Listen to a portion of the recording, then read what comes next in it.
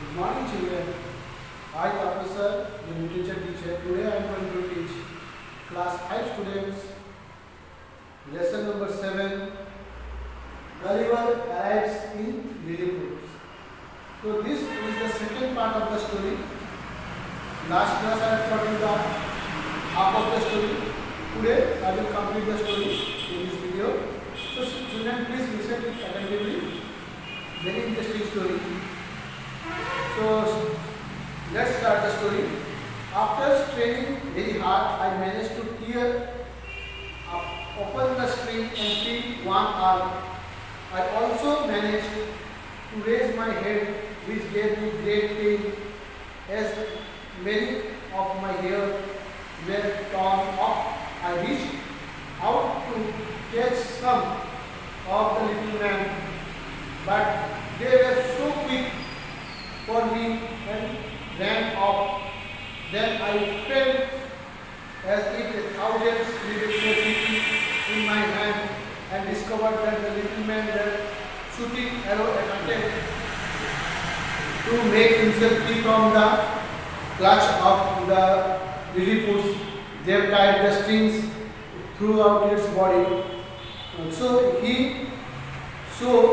that when he tried his strength to all the thread, the Lilliput ran away from there. He could not catch one of them, and he felt that something is pricking on its body, and he saw that the Lilliput were shooting arrows at him. The arrows were no longer there the size of a pin, but when some of them hit his face, it was very painful, hearing that some arrow may penetrate. Penetrate means to move into or through something, means to go inside. My eyes, I put my hand across my face to protect them.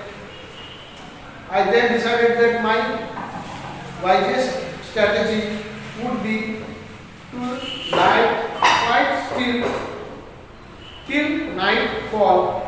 I could then easily and quickly free myself.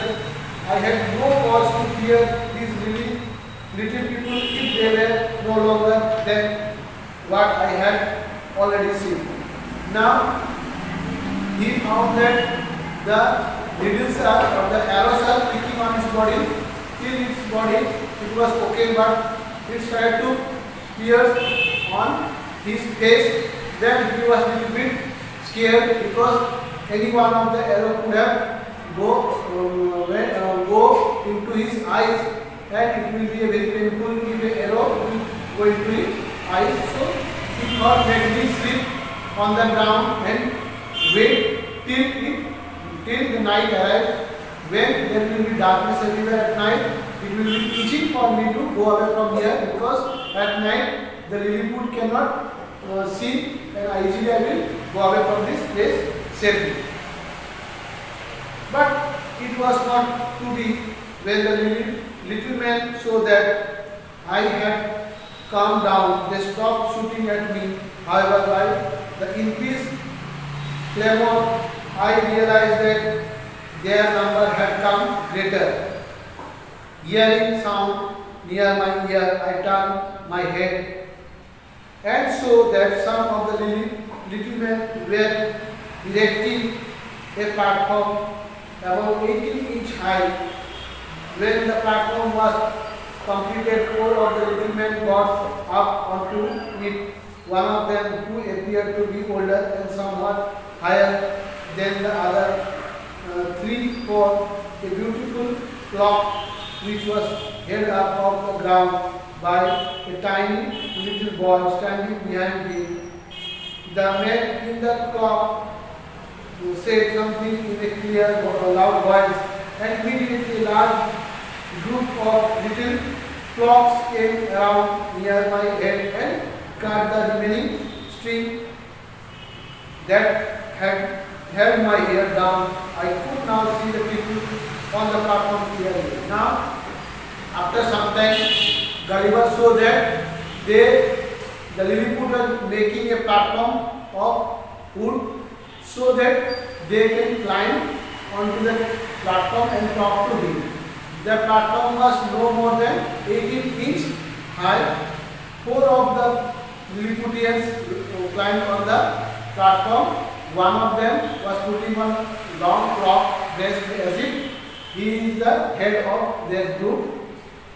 They wanted to talk with him, so they came close to his face. The Lilliput came close to the Gulliver's face to talk something with him. The man in the cloak, who must have been one of the leaders, made a long speech, and although I could not understand what he said, I managed to follow what he was saying, and he waved his arm about in a sort of sign language. Sign language is hand movement language. To show, we use hand to show that to make somebody understand what we have to say. I presume that he was telling me that I could not be harmed as I was told, but if I had tried to break free, they would kill me.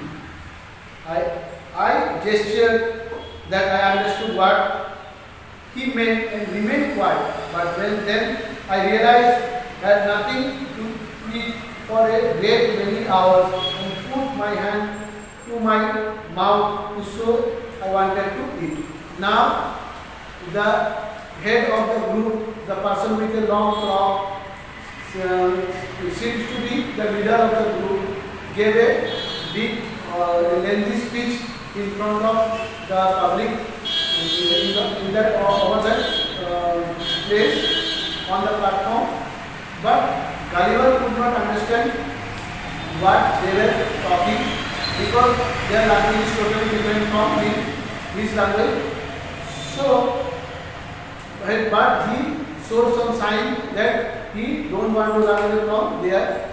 The leader also put some hand symbols and signs, gesture to show that they are not going to harm Gulliver if he don't think of running away from there. If he is sleeping or sitting quietly in a particular place, they will bring no harm to him. That time Gulliver was feeling very hungry. Then he thought how to eat something, so he showed in gesture that he was feeling hungry. He put the hand in his mouth. The leader of the Lilliput understood that he wants to say something about hunger. So they come to know that Gulliver was feeling hungry. The leader seems to understand what I wanted and turned to the little folk and gave some order. Almost immediately about 100 men marched up to my place carrying food, which had been sent to me by the king. As soon as he had heard of my arrival, I did not know what the food was. Ham, the size of beef, loaves and bread, which I ate 2 or 3 at a time. The weak folk imitated guys of surprise that I could eat so much so quickly. Now the leader of the Lilliput ordered the other Lilliputians that go and bring food for this person who is hungry.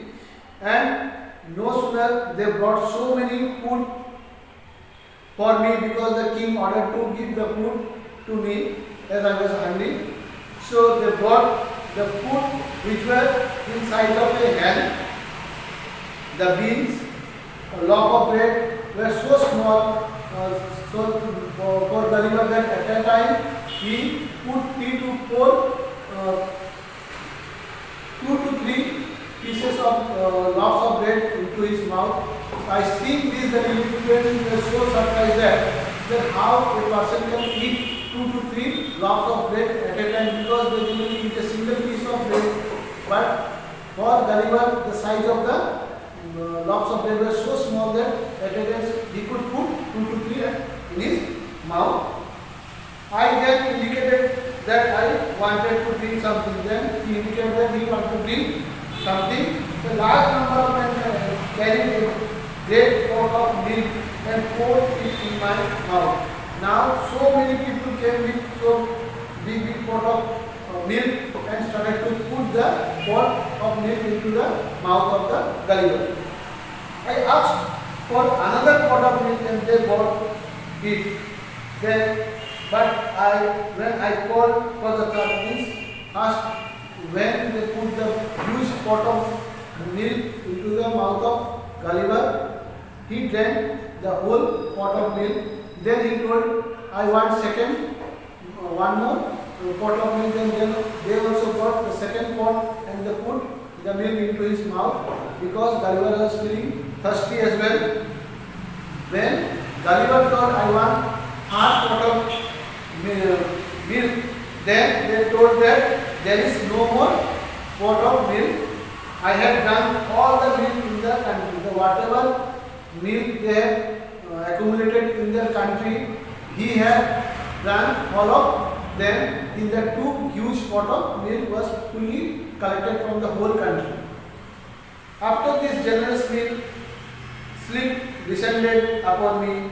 That was my first day in military. Then after having a heavy meal, he started to feel drowsy and he slept there, and that is how the first day of Gulliver's life ended with the food and the behavior they have shown by the Lilliputians shown to him, and by this that day was end, and this is how this lesson also end.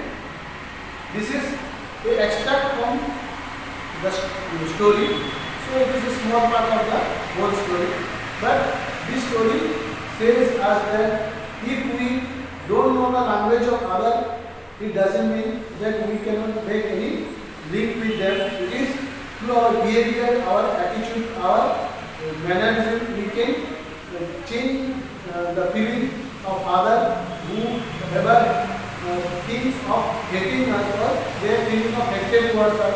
We will change into love and friendliness for how we behave with them.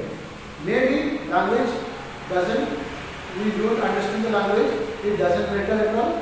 We should behave properly, we should behave, talk politely with others, which will make a great impact on others for us, and this is how friendship begins. Thank you children listening this story. Bye bye, have a good day.